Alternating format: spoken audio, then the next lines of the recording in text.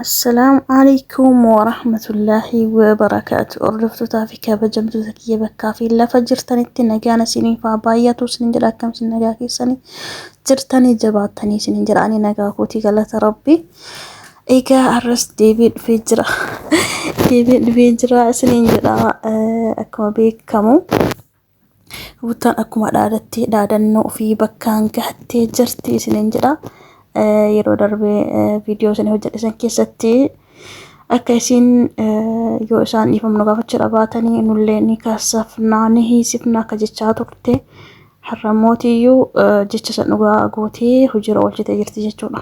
Egaa akkuma argitan kana suuraa irratti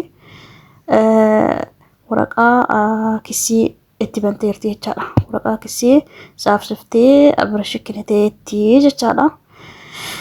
Egaa abirashillee يعني واتك اليوم ربشني مال الجنة نجا مرة فودي دبسي مال جده أكستي وني جده كرا سيت كنت أموت يو كرا داني اللي وان كان كيس جروان تيفي داني اللي وان كان هركا كيس أبدا جده مهيدا ميجرا كون بيتني تريرا أكون ولينو بينو جتشورا egaa ka inillee baay'ee tokko falmachuu jira ana waan an hin goone maqaana balleessanii waan an hin beekne waan an hin goone goote jedhaniiti maqaana balleessanii aarsaa baay'ee na kafalchiisanii jedhee himaa ture jechuudha dura erga ni dhufee boodallee erga abrish dhufee boodallee akkana na goote waan an hin goone goote naan jettee na hiisiftee waan ta'eefi aarsaan kafleessa hunda kafaluu qabda jedhee akkasitti itti dubbate jechuudha dhugaa dubbachuudha. Egaa abrish garuu baay'ee tokko obsa qaba jechuudha dhugaa dubbachuudha. Uummata kallee dubbanne tanaan dura yeroo baay'ee ruutaan wani an inumayyuu jechuudha dhugaa dubbachuudha waan yeroo inni irraa fudhasa waan kokkotuus ture hin kokkunne garuu maal jennaan tanaan dura yaadadhe beektanii yeroo baay'ee tanaan duratti ruutaan yeroo waraqaa kissii kenni itti fiddu waraqaa hiikaa waraqaa kissii kenni fa'aa itti fiddu inni ciccireetu ijatti darbaa jechuudha. Garuu karraa kana mootiyyuu homaa hin dubbanne maali jedhee dubbisee erga dubbisee sa'aatii dheeraa fudhatee erga dubbisee booda fudhateetu adeeme jechaadha. Homaan hin dubbanne egaa yaani yaana siif galu jira natti fakkaata obboleessoo akkasii yoo obsanii waan wayirra darbanii maal jedhanii siin jedhan malee jiruun tun diqqoo fatanaadha beektanii innaa kanadha. Akkasii habibti nu roottaa dhugaa dubbachuudhaaf atutu dhaabattee bultii kan kee kan akka godhu jirtu itti yaaddee baay'ee tokko bareedaa natti fakkaata. Egaa kaakaa abbaarra beekee falfala jedhamre Oromoon akkasii nullee jechuun waan argine waan argu jiru diqqoorraa siidhaamna malee wanni yookiin wanni jennu hin jiru. Innaa kana siin jedha habibti akka atitti jirtu kun sirrii miti dhugaa dubbachuudha baay'ee tokko balleessitee jirta. Fakkeenyaaf amma ilmoo kan kee kana guddisuun dadhabdallee dheellee osoo hin taane dhugaa dubbachuu fi ilmoon haadhaaf abbaa bira guddattee fi ka haadha bira guddatte daa'imman jechuudha dhugaa dubbachuudhaaf silaa sammuu isaanii eeganii maal jedhaniiti haadhaaf abbaa biratti haadhaaf abbaa walii galtee qaban ka wal jaalalaan bakka yaani walii galanii jiruu bareedaa waliin jiraatan gidduutti yoo guddattee hin jette amaluma isaanii sallaala guddatti jechaadha daa'imman amaluma isaanii gaarii sallaala guddatti jechaadha. Akkasuma yookiin haadhaaf abbaa ganamaa galgala wal fixu wal nyaatu wal maal godhu yaani bakka wal rabbashaa oolu jidduutti illee guddatte amaluma isaanii san fudhatti jechaadha akkam sani guddatti innaa salma laala guddatte seen illee duranaallee noo badde jechuudha.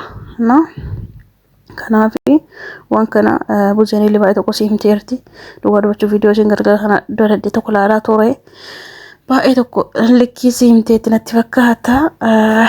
Egaa jechuun tokkoffaa irratti atumti matumti keetu jechaadha tummaanu daa'imaa miti dhugaa dubbachuu hagatti yaaddee maal jettu geettee jirta yaani ati durillee yookiin yoo ijoollummaa qabaatte maal jettee haadha ilmooti haadha namaati haadha manaa namaati innaa baay'ee tokko haga yaaddu geetteerta jechaadha.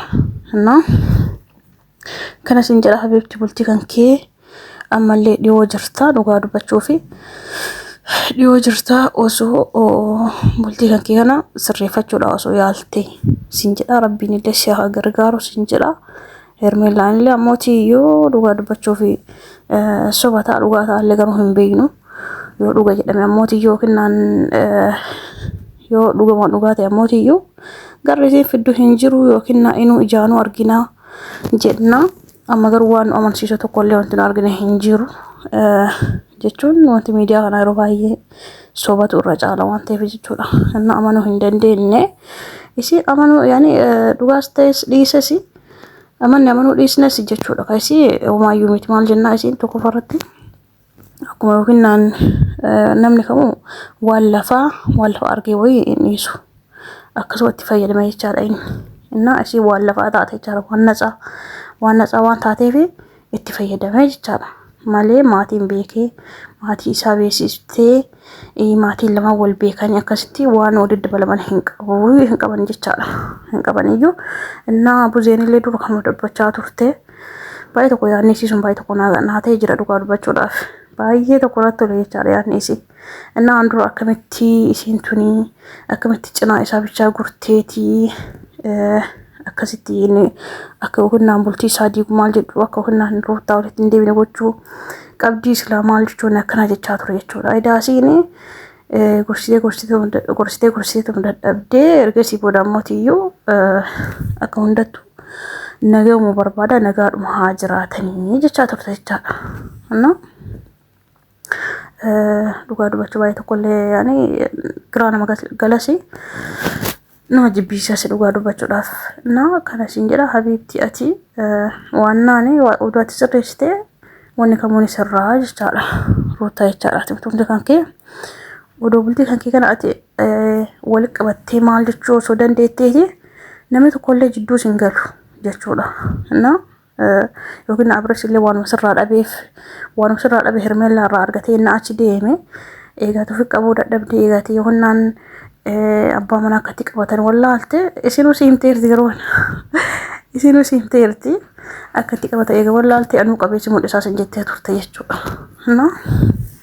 Kanadha tokko faratti wantummaan keetuu namaa hin galu dhugaa dubbachuuf yeroo tokko akka waan yaani itti deebitee nagaa waliin jiraachuuf taatu wayii taata jechaadha Abreshiif faana. Yeroo tokko mootii tole bakka mee mata deebsamuu ofiitti deebitee akkam jedhee yoonni si gara kan kee garagalu mootii yoo ta'u achirraa garagalta jechaadha. Akkamitti si amanureen yaani abbaa dhugaa rabbumatu beeka garuu Abreshiin yaani sibiraa waan baay'ee tokko waa hir'atan natti fakkaatu achi ilaalu abbaa dhugaa rabbumatu beeka. Egaa habiibti bultii kan keefumaan baxabbatu jirta. Hin baxabbaxiniiti sirreeffadhu astagaakkaaladhu sin jedha bultiin tama ganamatu bareeda dhugaa dubbachuudhaaf.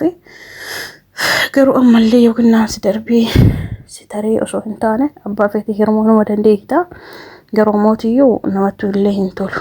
Dhugaa dubbachaa nama bakka kan kee uf buusee yoo laalu namatti hin tolu. Tokko fara ilmoo qabda abbaa manaa kan kee duraa kanarra ilmoo qabda. Yaani ilmoo su yookiin abbaan lammaffaa dhufu suni ilmoo saniif abbaa hin ta'u. Abbaa ilmoo illee ammootiyyuu yookiin haadha manaa biraa qabaata ta'a abbaa gaarii hin ta'u jechaadha. Kana keessatti maaltu agulii bada jennaan maaltu rakkataa yoo jedhame ilmoodha jechuudha. Dhugaa dubbachuuf yoo haati manaati abbaa manaa adda bahanii qarallee karakkatu eenyu jennaan ilmoodhuma.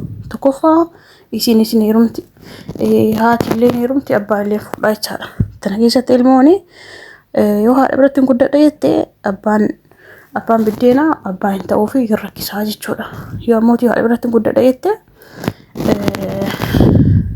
yaani yoo abbaa biratti guddadha jettee haati biddeena haadhan taatuuf rakkifti. Yoo haadha ofii biratti guddadha jettee ammootii akkasuma abbaan biddeena abbaa hin ta'uu fi hin rakkisaa jechaadha. Yeroo baay'ee jidduu kan akka rakkatu ilmoodhuma jechaadha. Maali wallaloo jidduutti mammaa kawwatu jira.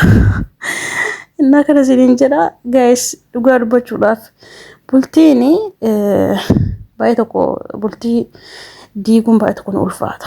Dhugaa dubbachuu keessumattuu oduu ilmoo fool jidduu qabaatanii booda osoo waan hunda obsaniituma dhoksaniituma waliin jiraatanii jedhaan akka kiyyatti dhugaa dubbachuudhaaf malee بايتكو يعني غاري مت دوغا دبچان فكاي هرميلاني ودو هيرو مت دوغا دبچو دافسين ابا بيت هرمون دني تغرو مالتو ياما نما هذا منا غبوتي اسي اسي منتنس egaa hordoftoota fi kabajamtoota kiyya viidiyoon kiyya kanarraa kanumaan raawwatee jira isiniin jedha waan gammachuun dhaggeeffattanii baay'ee tokko galatoomaa ulfaadha kabajamaa isiniin jedha amma yeroo biraa viidiyoo biraatti walitti deemetti nagaa rabbii keessanaaf tura jabaadhaati na jajjabeessaa isiniin jechuun jaaladha nagaan jiraadha fayyaa ta'a isiniin jedha fayyaa hin dhabina rabbiin bakka isin jirtanitti isin haa eegu hamaa isinirraa qabu hamaa isinirraa haa qabu balaa isinirraa haa qabu isiniin jedha fayyaa ta'a nagaan naaf jiraadha video kana isinitti tole like godhaa share godhaa subscribe godhaa isiniin jedha fayyaa ta'a bye bye